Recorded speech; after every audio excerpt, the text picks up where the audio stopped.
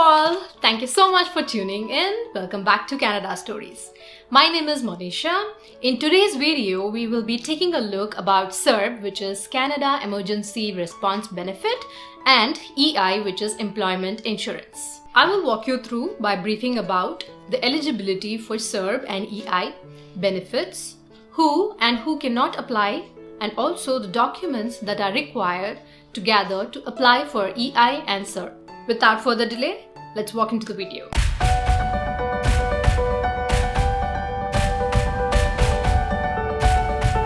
For those of you who don't know what CERB is Canadian Emergency Response Benefit. It is basically an initiative by the Canadian government for the Canadians who are struggling financially and who are directly affected by COVID-19. Now let's take a look at EI program, which is your Employment Insurance Program. Employment Insurance Program provides temporary income support for the unemployed workers who are looking for their jobs. Now this is applicable for the people who have lost their jobs without their own fault. In simple terms, government takes certain amount of money from your salary while you're working as insurance, and in case you lose your job in future, a percentage of amount from your salary will be given back to you. EI usually gives you 55% of your previous income up to a maximum of $562 per week. Ideally, you must apply within 4 weeks of your last day at work. Now that we have a fair idea about CERB and what EI is, let's move on to our next topic, which is eligibility period. The eligibility period is fixed in 4-week blocks. Essentially, you will be applying for CERB for each 4 weeks. The CERB provides a payment of $2,000 for each 4 weeks, and you can claim these $2,000 for a maximum of 16 weeks. Let's take a look at our blackboard for a better understanding. As mentioned, the eligibility periods are fixed in 4-week blocks, starting from March 15, 2020 until September 26, 2020. Let's take a look. Eligibility period 1 starts from March 15th to April 11th. Eligibility period 2 starts from April 2nd to May 9th. Period 3 starts from May 10th to June 6th. Eligibility period 4 starts from June 7th to July 4th. Eligibility period 5 starts from July 5th to August 1. Eligibility period 6 starts from August 2nd to August 29th. And finally, eligibility period 7 starts from August 30th until September 26th. Now that we have a fair understanding about the eligibility period, let's have a check about who all are eligible to apply for EI and CERB. What I've done is I've created 2 separate columns, one mentioning the people who fall under the eligibility criteria for EI, and the next is the eligibility criteria for CERB. Let's first check under the employment insurance. Point number 1, you were employed in an insurable employment. Point number 2, you have been without work and without pay for at least 7 consecutive days in last 52 weeks. Point number 3, if you have lost your job through no fault of yours. When I say this, say for example, if you are fired for lack of skills, or if you have been terminated without cause, say mass layoffs, then you are still eligible to apply for EI.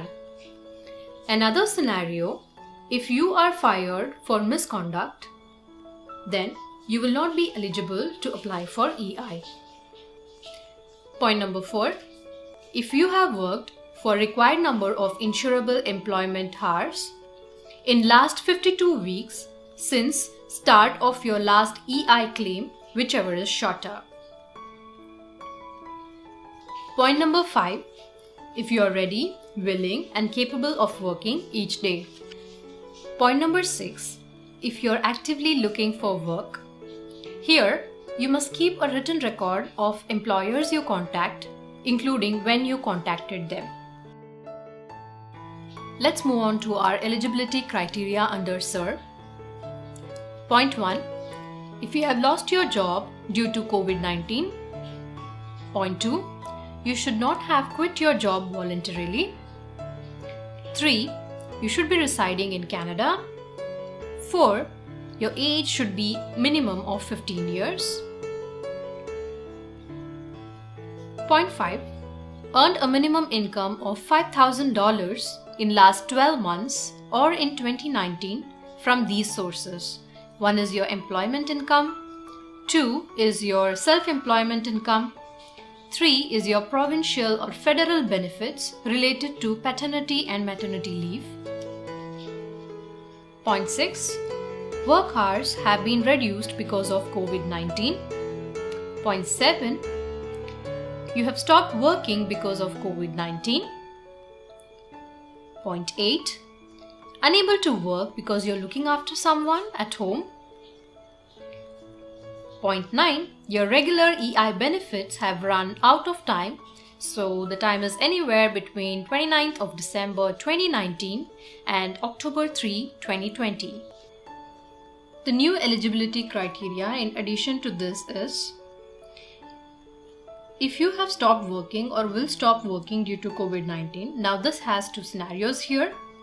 If you are applying for the first time for at least 14 days in a row during 4-week payment period, you don't expect to receive more than $1,000 from your employment or self-employment income.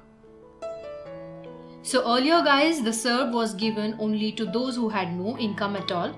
Okay, so the scenario 2 here is if you're reapplying again for another period and you don't expect the situation to change. If you're reapplying for another period and you don't expect your situation to change for next 4-week period and you don't expect to receive more than $1,000 from your employment or self-employment income. One important note under EI guys. So to prove your eligibility and to receive payments, you may be entitled to complete bi-weekly reports. This can be completed via internet or telephone. Basically, this report will ask you to enter your earnings and the number of working hours. And this can be easily done via internet reporting service. And if you want the telephone number, I'll leave it here. It might be somewhere here. Failure to do so can result in loss of benefit. Now that we know that who are eligible to apply for EI and CERB, let's take a look at people who cannot apply for CERB or EI. Moving to the table, under EI, if you have voluntarily left your job without a justifiable cause. Next, if you were fired for misconduct. Next, if you are unemployed because you are participating in some, say, strike or lockout or any kind of conflict. Under CERB, if you have voluntarily left your job. Next point, you shouldn't receive any kind of employment income or self-employment income or provincial or federal benefits related to maternity or paternity leave. If you have received any of these, you are not eligible. Now that we know who all are eligible and also who are not eligible to apply for EI and CERB, let's take a look at the amount that you can claim under EI and the amount that you can claim under CERB. Moving on to our table, under EI benefit is 55% of your average insurable weekly salary. So maximum you can get is up to $573 per week. Under CERB, it is $500 per week for a period of 16 weeks. So which is $2,000 per month.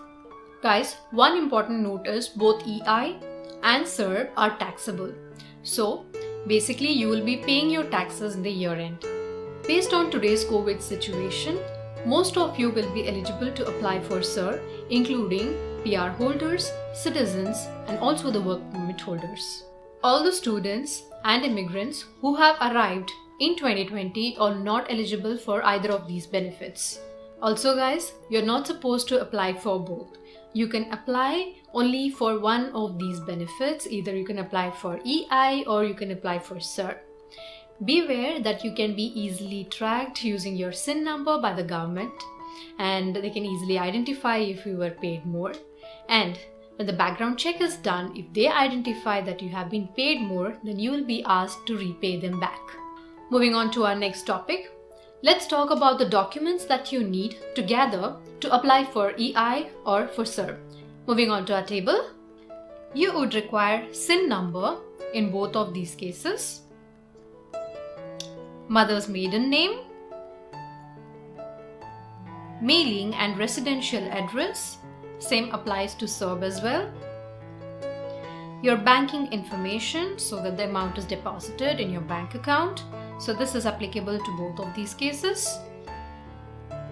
Point 5, name and address of employer.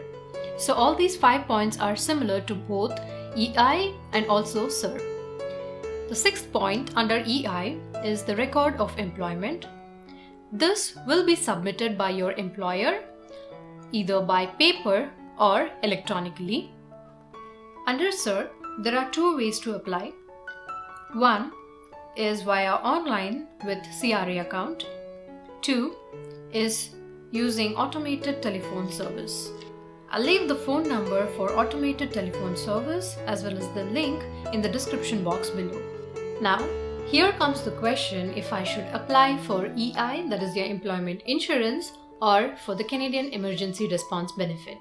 Anyone who has applied for or is eligible to apply for regular benefits prior to March 15, 2020 will continue to receive their EI with no changes.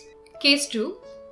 Anyone who has applied for or is eligible to apply for regular benefits on or after March 15, 2020 will be transitioned to a new employment insurance program that aligns with the CERB payments.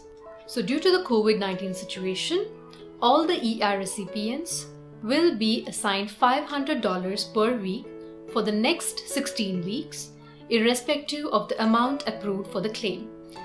For example, if your approved rate was, say, for example, around $540 per week, you will still receive $500 per week.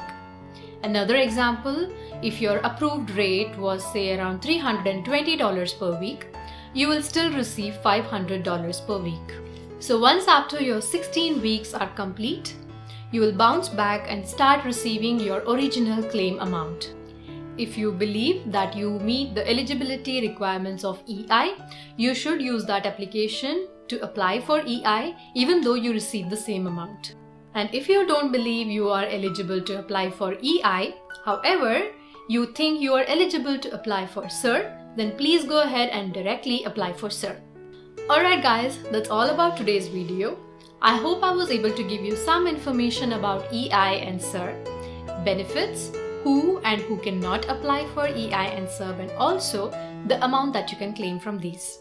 If you like this video, don't miss to subscribe to my channel. Until next video, let's all stay connected. Love you guys. Bye-bye.